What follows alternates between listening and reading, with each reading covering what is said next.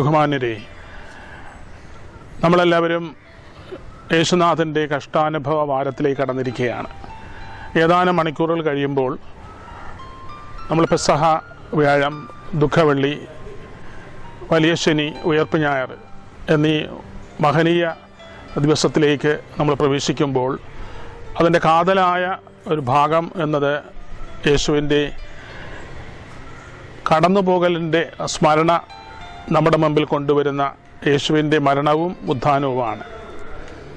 പെസഹ ഒരു കടന്നുപോകലാണ്, മരണത്തിൽ നിന്നും ജീവനിലേക്കുള്ള ഒരു കടന്നുപോകൽ. അതിലേക്ക് നമ്മളുടെ ശ്രദ്ധയും നമ്മുടെ ചിന്തയും നമ്മുടെ പ്രാർത്ഥനയും ക്ഷണിക്കുന്ന ദിവസങ്ങളാണ് ഈ പെസഹ വേഴവും ദുഃഖവെള്ളിയും ഉയർപ്പ് ഞായറുമെല്ലാം. ഇത് പതിവായിട്ട് എല്ലാ വർഷവും നമ്മൾ ആചരിക്കുമ്പോൾ നമ്മുടെ മനസ്സിൽ കുറേ ശിഥില ചിത്രങ്ങൾ കടന്നു വരാറുണ്ട്. യേശുവിനുമായി ബന്ധപ്പെട്ട ഒത്തിരി ചിത്രങ്ങൾ നമ്മുടെ മനസ്സിലേക്ക് കടന്നു വരാറുണ്ട്.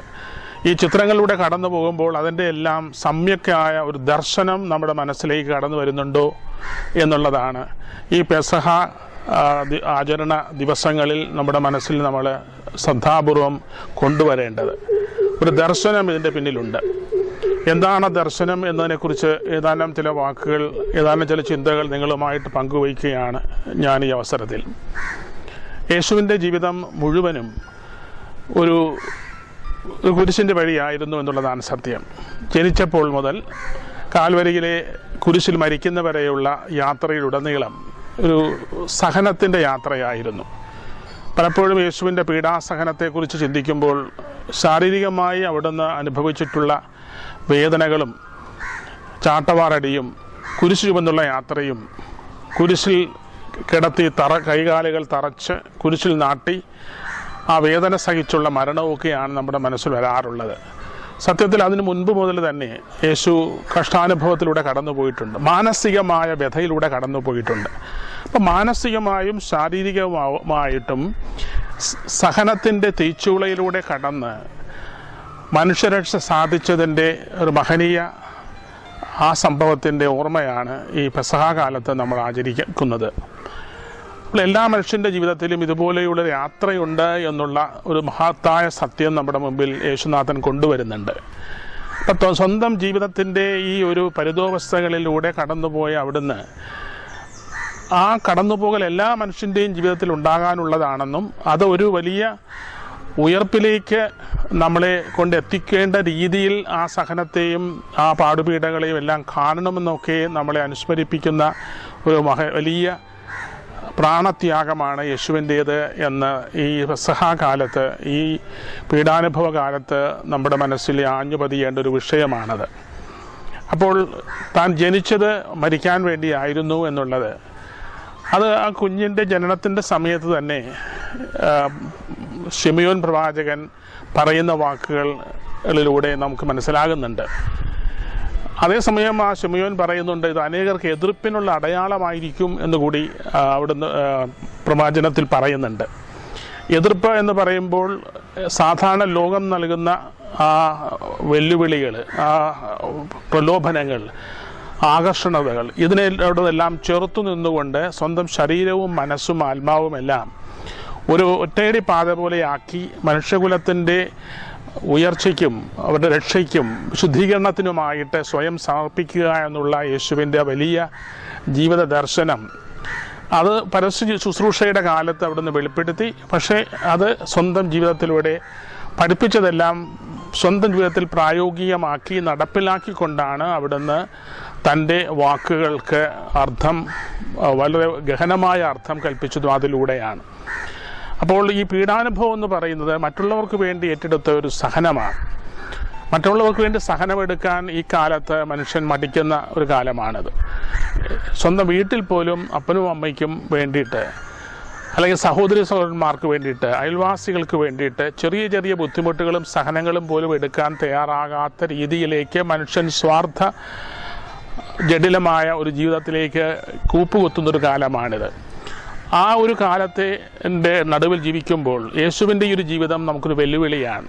അങ്ങനൊരു ജീവിതം എനിക്ക് സാധ്യമാണോ ഈ തലമുറയ്ക്ക്, ഈ കാലഘട്ടത്തിലെ മനുഷ്യകുലത്തിൽപ്പെട്ട നമ്മൾക്ക് യേശുവിൻ്റെ ശൈലിയിലുള്ളൊരു ജീവിതം എൻ്റെ കുടുംബത്തിലും എൻ്റെ ജോലിസ്ഥലത്തും എൻ്റെ മറ്റു വിനോദ വിശ്രമ മേളകളിലുമൊക്കെ ഈ ഒരു ചൈതന്യത്തിൽ എനിക്ക് ജീവിച്ചു കാണിക്കാൻ സാധിക്കുമോ എന്നുള്ള വലിയൊരു ചോദ്യം എൻ്റെ മനസ്സിൽ ഉയർത്തുന്ന ഒരു അവസരമാണ് യേശുവിൻ്റെ ഈ പീഡാനുഭവത്തിൻ്റെയും കുരിശുമരണത്തിൻ്റെ ഉയർപ്പിൻ്റെതുമായ മഹനീയ ദിനങ്ങൾ. അപ്പോൾ മറ്റൊരാൾക്ക് വേണ്ടി സ്വയം സമർപ്പിതനാകുമ്പോഴാണ് എൻ്റെ ജീവിതത്തിന് അർത്ഥമുണ്ടാകുന്നത് എന്ന യേശുവിൻ്റെ കാഴ്ചപ്പാട് ഇന്ന് പൊതുവെ പലർക്കും അനാകർഷകമായിട്ട് തോന്നുന്നുണ്ട് എന്നുള്ളൊരു സത്യമാണ്. പക്ഷെ പലരും ജീവിതത്തിൻ്റെ സായാഹ്ന വേളകളിൽ എത്തുമ്പോഴാണ് ഈ ഒരു വലിയ സത്യം, ഒരു വലിയ പാഠം തിരിച്ചറിയുന്നത്. അപ്പോൾ ആ തിരിച്ചറിവിൻ്റെ പാഠത്തിലേക്ക് കടക്കുന്നതിന് മുമ്പ് തന്നെ ഈ ഇളം തലമുറ, ഇന്നത്തെ ഇളം തലമുറയ്ക്ക് യേശുവിൻ്റെ ഈ ഒരു ജീവിതശൈലി ഒരു വെല്ലുവിളി തന്നെയാണ്. അപ്പം തൻ്റെ ജീവിതത്തിലുടനീളം യേശു ഏറ്റെടുത്തിട്ടുള്ള സഹനത്തിൻ്റെ വഴികൾ അതിൽ നിന്ന് ഓടി രക്ഷപ്പെടാൻ തയ്യാറാകാതെ അവിടുന്ന് അത് സധൈര്യം ഏറ്റെടുത്ത് മുന്നോട്ട് കൊണ്ടുപോവുകയാണ്. പരസ്യ ശുശ്രൂഷ വേളയിൽ എത്രയോ പ്രാവശ്യമാണ് യേശുവിനെ തേജോവധം ചെയ്യാനായിട്ട് എത്രയോ പേരാണ് കച്ചകെട്ടി ഇറങ്ങിയത്. വാക്കിൽ കൊടുക്കുക, യേശുവിൻ്റെ ഏത് പ്രവർത്തനത്തിനും ദുർവ്യാഖ്യാനം കൊടുക്കുക, യേശുവിൻ്റെ അത്ഭുത പ്രവൃത്തികളെല്ലാം പിശാചിൻ്റെ കൂട്ടുപിടിച്ച് നടത്തുന്നതാണ് എന്ന് പറയുക. ഇത്തരത്തിലുള്ള വളരെ വലിയ ദുർവ്യാഖ്യാനത്തിൻ്റെ ഒരു നിര തന്നെ യേശുവിൻ്റെ ജീവിതത്തിലുടനീളം കാണുന്നുണ്ട്. അപ്പം ഒരു മനുഷ്യനെ മോശക്കാരനാക്കണമെങ്കിൽ അവൻ ചെയ്യുന്നതെല്ലാം തെറ്റാണെന്നും അതിന് വിപരീതമായ ഒരർത്ഥം കൽപ്പിച്ച് ജനസാമാന്യത്തിന് മുമ്പിൽ തേജോവധം ചെയ്യുക എന്നുള്ളത് പൊതുവെ ഇന്ന് കണ്ടുവരുന്ന ഒരു പ്രവണതയാണ്. യേശു അത് വളരെയേറെ സഹിക്കുകയുണ്ടായി. അതാണ് ഞാൻ തുടക്കത്തിലേ പറഞ്ഞത്, യേശുവിൻ്റെ സഹനം എന്ന് പറയുന്നത് ശാരീരികമായ സഹനത്തിന് മുൻപ് മുതൽ തന്നെ പരസ്യ ശുശ്രൂഷയുടെ കാലത്തിലുടനീളം യേശു മാനസികമായ പീഡനങ്ങൾ ജനസാമാന്യത്തിൽ നിന്നും അനുഭവിക്കേണ്ടി വന്നിട്ടുണ്ട് എന്ന്. അത് സാധാരണ ജനങ്ങൾ, പാപികൾ, ചുങ്കക്കാർ, കുരുടന്മാർ, അംഗവൈകല്യമുള്ളവർ, ദരിദ്രർ, അംഗവിഹീനർ എന്നൊക്കെ പറയുന്ന ആൾക്കാരിൽ നിന്നല്ല. സമൂഹത്തിലെ പ്രബലന്മാരെന്ന് പറയുന്ന സദുക്കാരും ഫരീസയരും അതുപോലെ ഹെറോദ്യരും എന്നൊക്കെ പറയുന്ന പ്രമുഖ ആൾക്കാരാണ് യേശുവിനെ സമൂഹമധ്യത്തിൽ തേജോവധം ചെയ്യാൻ തയ്യാറായത്. അതിനെല്ലാം അവിടെ നിന്ന് വളരെ ശാന്തസുന്ദരമായ രീതിയിൽ യേശു അതിനെ അഭിമുഖീകരിക്കുകയും അതിനെ തരണം ചെയ്യുകയും അതിൻ്റെ മുമ്പിൽ നിർഭയനായിട്ട് സത്യവും നീതിക്കും വേണ്ടിയിട്ട് അവിടെ നിന്ന് സ്വരമുയർത്തി എന്നുള്ളതാണ് യേശുവിൻ്റെ ജീവിതത്തിലെ പരസ്യ ശുശ്രൂഷയുടെ കാലത്ത് യേശുവിൽ നാം കാണുന്ന ഉജ്ജ്വലമായ ഒരു വ്യക്തിപ്രഭാവം എന്ന് പറയുന്നത്. അത് ഈ ഭരണകൂടത്തിൻ്റെയും അതുപോലെ യാഥാസ്ഥിതിക മതമേധാവികളുടെയും ഒക്കെ കുരുക്കിൽപ്പെട്ട് യേശുവിനെ മരണത്തിലേക്ക് കൊണ്ടുപോകുമ്പോഴും അവിടുന്ന് ശാന്തഗംഭീരനായി നിർഭയനായിട്ട് അവിടുന്ന് അതിനെ അഭിമുഖീകരിക്കുകയാണ്. ആ അഭിമുഖീകരിക്കലെന്ന് പറയുന്നത് തൻ്റെ പിതാവ് തന്നെ ഏൽപ്പിച്ച വലിയൊരു ജോലിയാണ്, ദൗത്യമാണ് എന്നുള്ള അഗാധമായ ഒരു ഉൾക്കാഴ്ച യേശുവിനുണ്ടായിരുന്നത് കൊണ്ടാണ് യേശുവിന് തയ്യാറാകുന്നത്, സന്നദ്ധനാകുന്നത്. മാനുഷികമായി ചിന്തിക്കുമ്പോൾ അവിടുന്ന് പ്രാർത്ഥിക്കുന്നുണ്ട്, കഴിയുമെങ്കിൽ ഈ പാനപാത്രം എന്നിൽ നകന്നു പോകട്ടെ എന്ന്.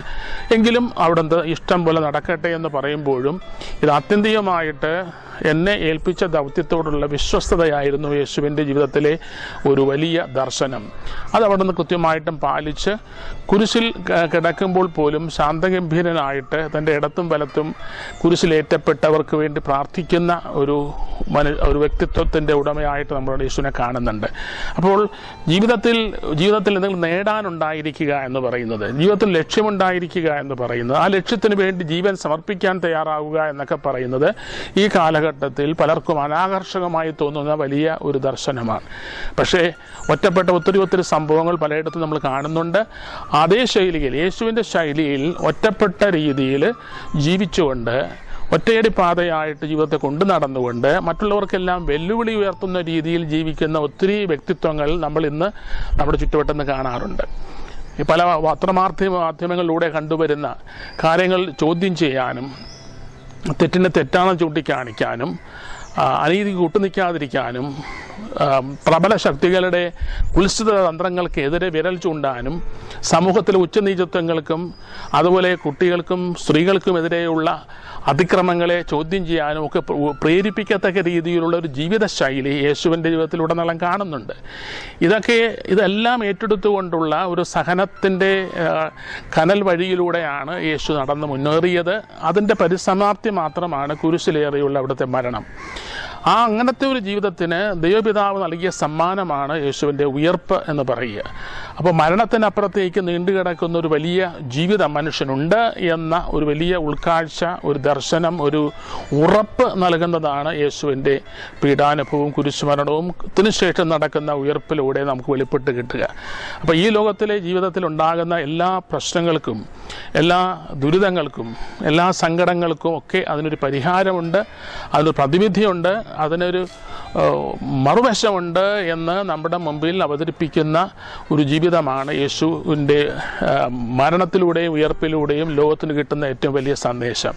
അപ്പോൾ ഇന്ന് നമ്മുടെ സമൂഹത്തിൽ ഒത്തിരി പേര് പല പ്രകാരത്തിലുള്ള വേദനകൾ, പാടുപീടുകൾ അനുഭവിക്കുന്നുണ്ട്. സാധാരണക്കാർ, അതുപോലെ സ്ത്രീകൾ, കുട്ടികൾ, ഈ അടിസ്ഥാന വർഗം എന്നൊക്കെ പറയുന്ന പരമ്പരാഗത ജോലിയിൽ ഏർപ്പെട്ടിരിക്കുന്നവർ, നാടുകടത്തപ്പെട്ടവർ, സ്വന്തം നാട്ടിൽ ജീവിക്കാനാവാതെ ഭീകരപ്രവർത്തനത്തിൻ്റെയും അക്രമത്തിൻ്റെയും ഫലമായിട്ട് സ്വന്തം വീട്ടിൽ നിന്നും പിഴുതെറിയപ്പെട്ട് അന്യനാടുകളിലേക്ക് അഭയാർത്ഥികളെപ്പോലെ ഓടി നടക്കുന്നവർ എന്നൊക്കെ പറയുന്ന ഒത്തിരി ആളുകൾ ഇന്ന് ഈ ഭൂമിയിൽ യേശുവിൻ്റെതിന് സമാനമായ രീതിയിലുള്ള കഷ്ടനഷ്ടങ്ങളിലൂടെ കടന്നു പോകുന്നുണ്ട്.